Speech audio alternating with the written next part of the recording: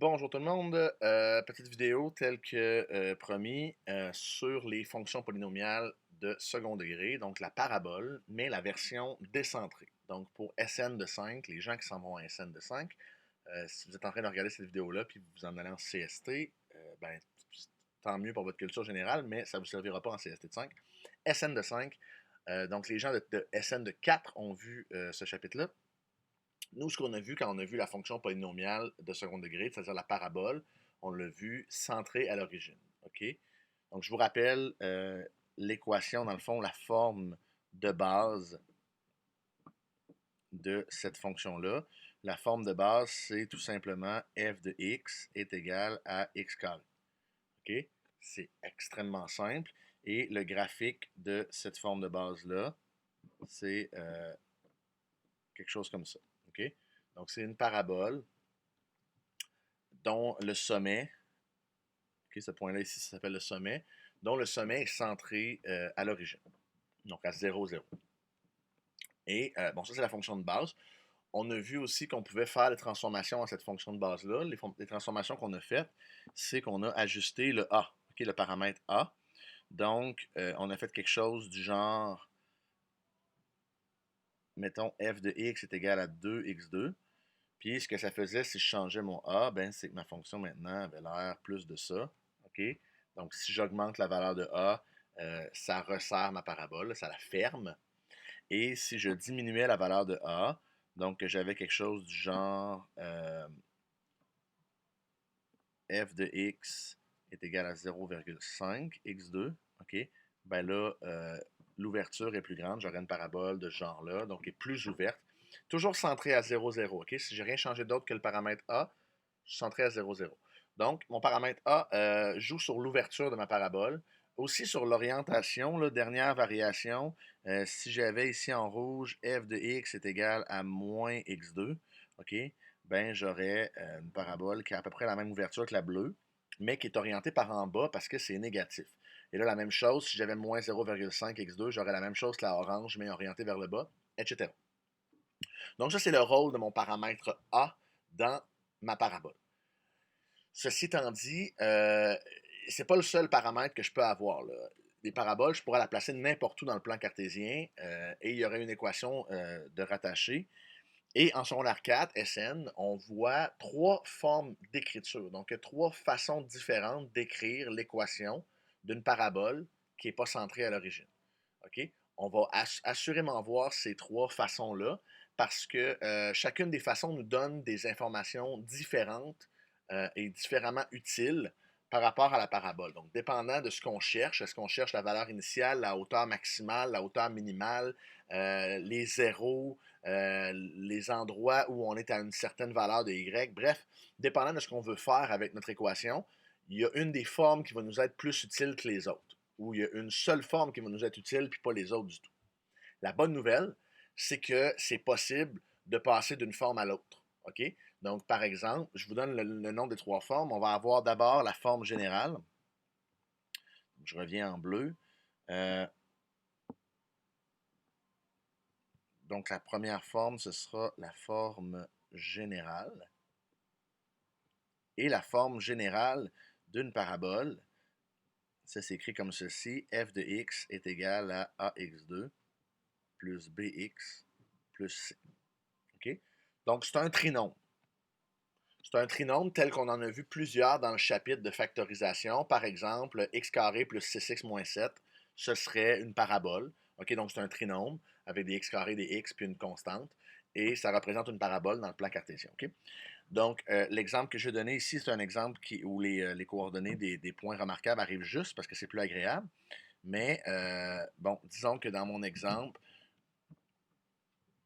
j'ai l'équation f de x est égale à x2 moins 2x moins 3. OK? Ben ça donnerait quelque chose comme, OK, j'aurai un graphique où ma parabole est quelque part comme ça. OK? Donc ça, ce serait mon graphique pour x2 moins 2x moins 3.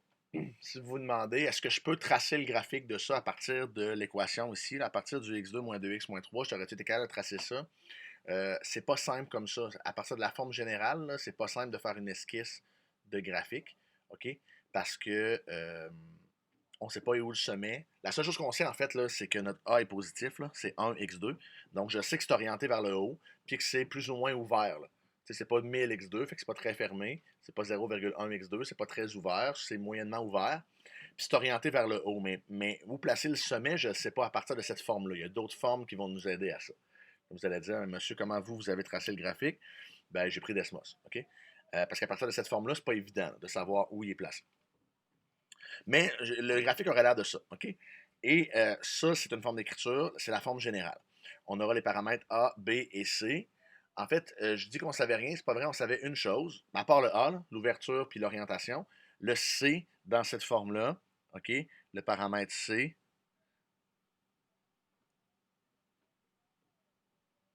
c'est la valeur initiale. Ça veut donc dire que ici, le point que je viens de mettre en vert, c'est le point moins 3. OK? Parce que mon C, ici, c'est moins 3. Donc, je sais que ma valeur initiale, l'endroit où ma fonction croise l'axe des Y, c'est moins 3. Tout comme pour la droite, là, quand on avait mx plus b, notre b c'était notre valeur initiale, ben là on a ax plus bx, ax2 plus bx plus c, et notre c c'est la valeur initiale. Donc je sais que je croise l'axe des Y là. Mais bon, est-ce que ma parabole aurait pu être ici à la place, puis je croise l'axe des Y à la même place? C'est ça qui est difficile à savoir à partir de cette forme-là. OK? Mais le moins 3, le C, c'est la valeur initiale. C'est ça qu'on sait.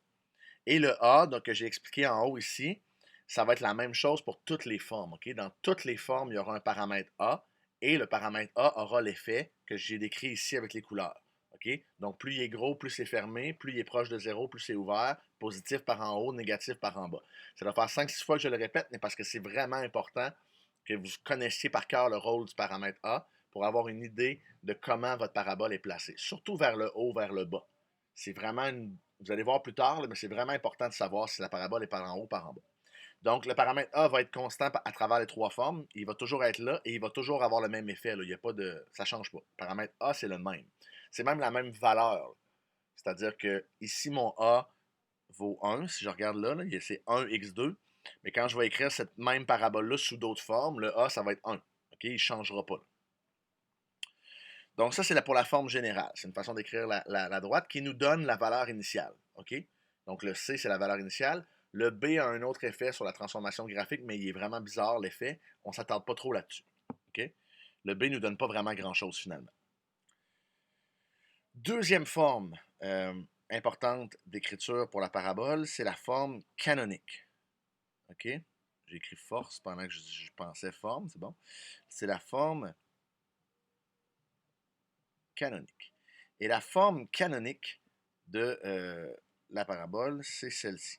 F de x est égal à a multiplié par x moins h au carré plus k. OK? Alors, un exemple de ça.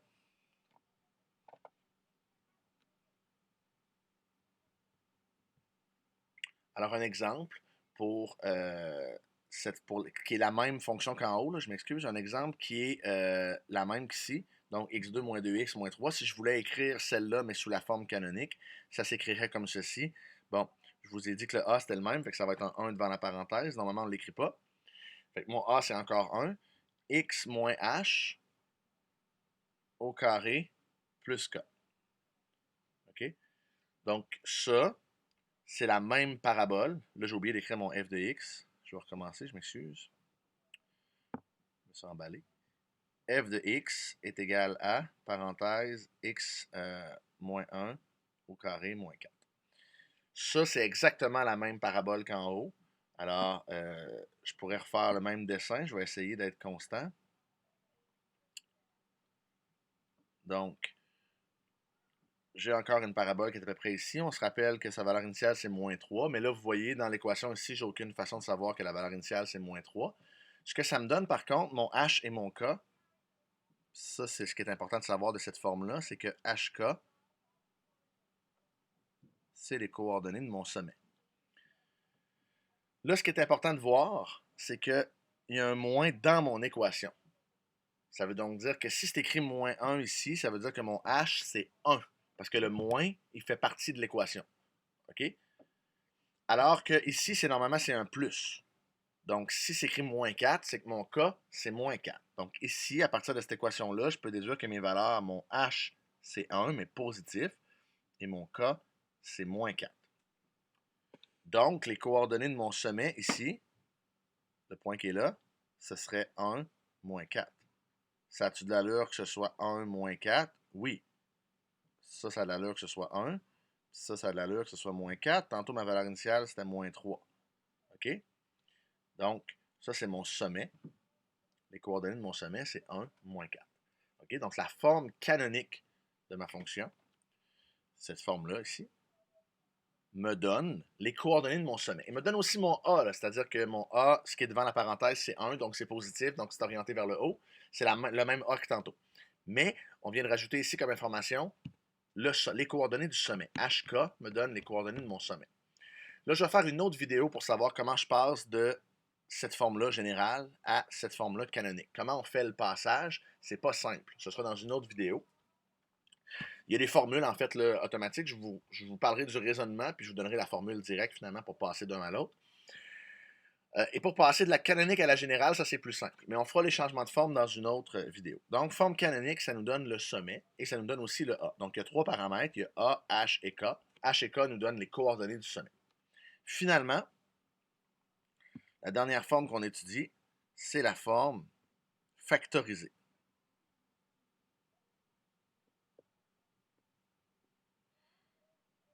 Et la forme factorisée de mon équation, ça a l'air de ceci. F de x est égal à A, toujours, c'est le même A. X moins x1 multiplié par x moins x2. Encore une fois, vous remarquez, les soustractions font partie de l'équation. Donc, si je retrouve un nombre négatif dans la parenthèse, ça voudra dire que mon x1 est positif. Si je retrouve un plus dans la parenthèse, ça voudrait dire que c'est parce que x1 était négatif, donc j'ai fait moins moins. OK? C'est le petit bout mêlant. Donc, ici, j'ai trois paramètres, encore une fois. J'ai x1 et x2. Là, si je voulais écrire mon exemple sous cette forme-là, la même équation, ce serait f de x est égal à, encore une fois, devant la parenthèse, j'aurais un 1 parce que a vaut 1. Et j'aurais x plus 1 et x moins 3 dans mes parenthèses. Donc, x plus 1, x moins 3. Et ça, ce serait ma forme factorisée. Là, vous devriez la reconnaître un petit peu parce qu'on en a fait de la factorisation. OK?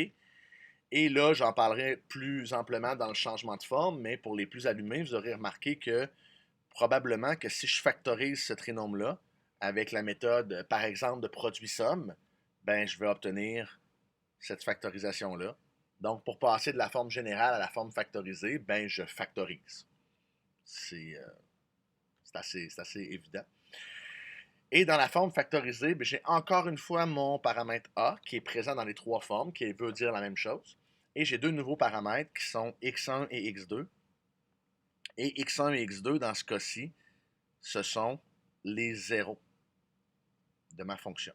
Ce que ça veut dire, c'est que si je trace mon graphique, qui sans surprise va être exactement le même que tantôt, ben, ce que ça me donne, mon x1 et x2, là ici, x1 vaut moins 1. Hein, si je regarde ici, si je regarde là, je vois que x2 vaut 3. Ce que ça veut dire, c'est que mon premier 0 ici, c'est moins 1, puis mon deuxième 0, c'est 3. OK? Donc, dans la forme factorisée, ce que j'ai, c'est la valeur des zéros. OK? Et là, j'en reparlerai plus amplement plus tard, mais si je suis un peu sneaky aussi, compte tenu que c'est les deux zéros, puis que je sais qu'une parabole, c'est symétrique, ça veut dire que exactement entre moins 1 et 3, OK? Donc à 1, qui est en plein milieu, ben j'ai mon sommet. Fait que ça me donne aussi le h de ma forme canonique.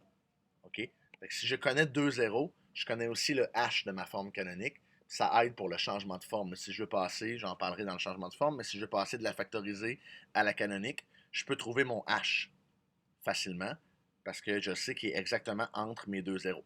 Okay? Résumé de cette vidéo-là, puis après j'arrête, ça fait assez. Donc, en résumé, j'ai trois formes pour représenter une parabole dans le plan cartésien. J'ai la forme générale, ax2 plus bx plus c. mes paramètres A, B, C. Le paramètre A, c'est toujours la même chose. Il veut dire ça finalement. Il décide de l'ouverture puis de l'orientation. C'est pareil pour les trois formes, j'en reparle plus. Le paramètre B, on s'en fout de ce qu'il fait. Il fait quelque chose, mais on s'en sert jamais. Oubliez le paramètre B. Je vous mettrai un lien dans la description de la vidéo YouTube pour que vous ayez joué avec les paramètres dans 3 Desmos différents, un pour chaque forme. Là. Vous allez pouvoir voir ce qui se passe quand on change le B, mais on ne s'en sert pas essentiellement pour calculer. Le C, par contre, lui, c'est ma valeur initiale et souvent, c'est ce que je cherche. OK? À quelle hauteur j'étais au départ, quelle est la grandeur du bonhomme qui lance son ballon parce que ça commence à la hauteur de sa tête. Bref, des fois, je cherche la valeur initiale. Je l'ai dans ma forme générale. C'est la valeur de C. OK? La forme canonique, elle me donne une information extrêmement importante sur ma parabole, c'est-à-dire la position du sommet. Et ça, c'est le point maximum ou le point minimum, dépendant si c'est orienté vers le haut ou vers le bas. Et c'est une information extrêmement cruciale pour la plupart des problèmes. Donc, connaître le sommet, c'est vraiment, vraiment important. Donc, si j'ai ma forme canonique, j'ai mes coordonnées du sommet H et K. Mon A, c'est la même chose. Forme factorisée, elle me donne mes zéros, c'est-à-dire les points où je croise l'axe des X. OK, ça me les donne les deux. C'est X1 et X2 dans ma forme. C'est la valeur de mes zéros. Il faut juste faire attention aux signes. Le moins fait partie de l'équation. Donc, il faut inverser les signes. Il faut y penser. Avoir les bons signes de mes zéros. Mais ça me donne les zéros. Le A, c'est le même. Donc, j'ai une forme qui me donne ma valeur initiale. J'ai une forme qui me donne mon sommet. J'ai une forme qui me donne mes zéros.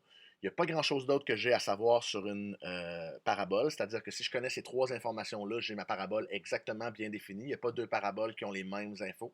OK, ces trois infos-là. Donc, j'ai tout ce que j'ai à savoir sur ma parabole avec ces trois formes-là. Et là, il va manquer l'autre vidéo où je vous montre comment passer d'une forme à l'autre. C'est-à-dire que si vous connaissez l'équation de la parabole dans une des formes, ben vous pouvez déterminer les deux autres formes. Donc, vous pouvez avoir toutes les informations sur la parabole, la valeur initiale, le sommet, les zéros. Et là, vous pouvez répondre à n'importe quelle question qui concerne la parabole. Je m'arrête là parce que ça fait longtemps. Puis je vous en file une autre vidéo sur le changement de fond.